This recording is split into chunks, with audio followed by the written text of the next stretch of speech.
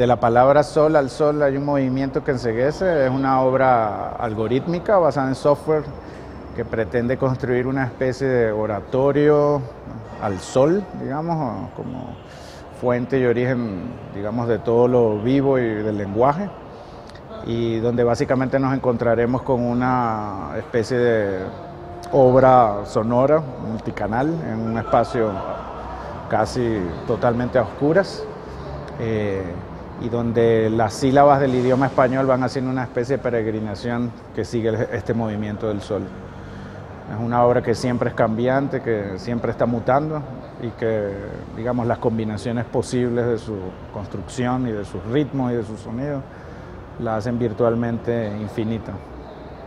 Bueno, en esta obra, en esta especie de coro solar, que es una especie también de observatorio ciego, donde oímos una serie de voces que están condicionadas por el sol, pero donde no vemos al sol, digamos, nunca.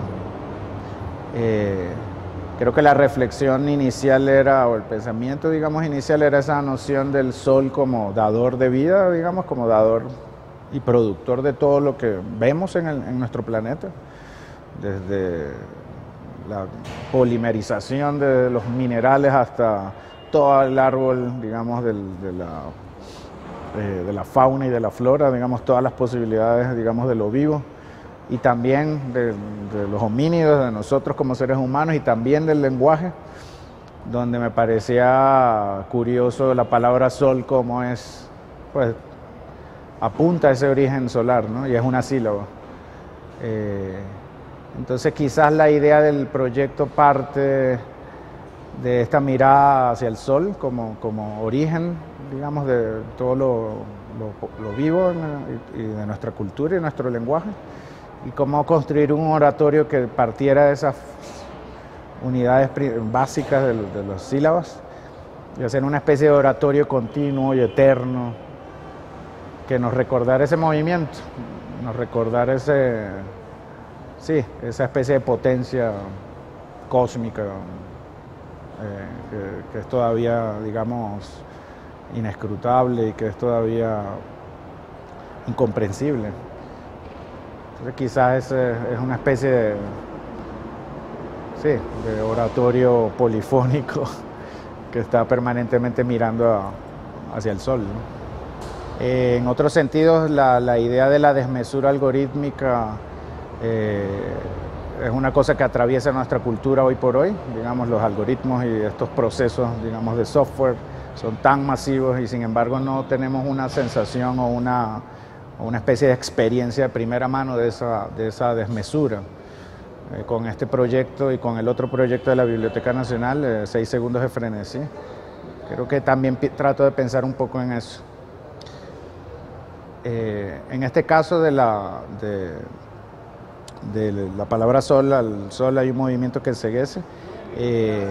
Hay también una idea o una reflexión sobre estas voces incorpóreas, sobre las voces sin cuerpo que una vez más empiezan a invadir nuestra vida. Las voces incorpóreas fueron fundamentales en el desarrollo de nuestra cultura, como la voz de Dios, la voz de los esquizofrénicos, las voces, digamos, incorpóreas que inclusive podríamos poner ahí la voz de nuestro pensamiento interior. Es muy paradójico que hay una vuelta a la oralidad. La literatura pues nunca necesitó lo escrito, pero, digamos, como condición.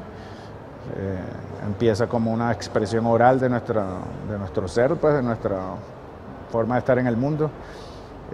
Y es paradójico y fascinante cómo estamos regresando con estas interfaces nuevamente a lo oral, a hablarle a nuestros celulares, a escuchar el GPS permanentemente en todos nuestros viajes por la ciudad. Ahora es una voz omnipresente, esa voz que va indicando por dónde ir.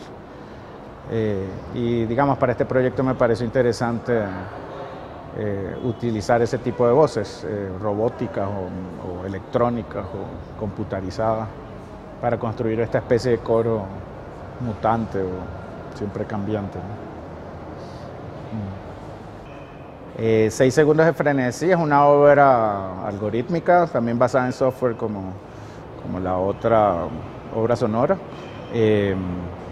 donde el primer párrafo de 100 años de soledad atraviesa un proceso de permutación y de transliteración y de paralelismos, donde cada palabra del texto es cambiada por un sinónimo, por una palabra similar o cercana, creando una multitud de posibilidades, de párrafos posibles a partir de ese párrafo que es fundacional, ¿no?, para el universo y para nuestra literatura inclusive. Es una biblioteca dentro de otra biblioteca, y en ese sentido quiere ser como una especie de fractal raro, como una especie de símil pervertido de una biblioteca, digamos, donde estos libros son virtualmente ilegibles, digamos. Esta operación es tan obsesiva que pues lees unas cuantas páginas y no podrías leerlo pues por completo ni de una forma lineal. Y eso me interesa también, ver cómo la literatura o los cuerpos de texto pueden comportarse como una textura, como un material también, como un material, digamos, físico. Y en este sentido la biblioteca pues es un volumen de textos que se disponen en el espacio, y donde la idea es encontrarnos con esas posibilidades evitadas del lenguaje. La permutación produce una serie de palabras sin sentido, inclusive, de oraciones que son imposibles, digamos, y en ese caso me interesaba generar esas posibilidades, ¿no?, en estos libros. Sobre el lenguaje, ¿por qué me interesa? Digamos, bueno, creo que las potencias del lenguaje pues conforman nuestra cultura, conforman lo que somos, no solo eso, sino que determinan la forma en que nos relacionamos con el tiempo y el espacio. Y hay quizás una especie de excesiva hipercoherencia, digamos, en nuestra cultura. Hay ciertas nociones que heredamos de las construcciones gramaticales, de la forma en que vivimos el lenguaje, en cómo lo hablamos, cómo nos atraviesa.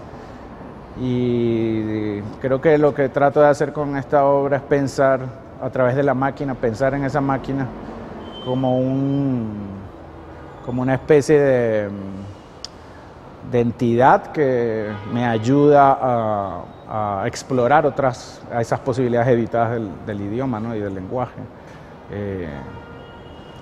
Creo que en esa combinación máquina-cultura, y aprovechando pues las potencias pues algorítmicas y abismales de estos procesos, digamos, automáticos, hay una cosa muy interesante que empieza a aparecer, y es el lenguaje mostrándonos sus potencias y sus posibilidades que quizás no pensamos todavía, posibilidades que son absurdas, pero es también quizás meternos y hacernos uno con el absurdo también. Creo que es importante eso, o por lo menos me parece interesante abordarlo.